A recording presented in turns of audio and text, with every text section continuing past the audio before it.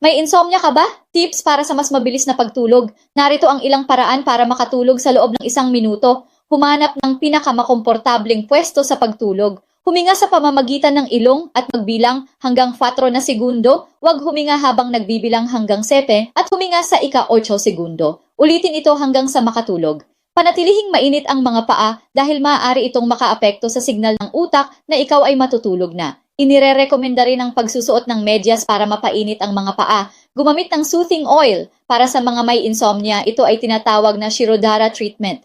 Lagyan ng oil ang noo, likod ng tainga at mga paa bago matulog.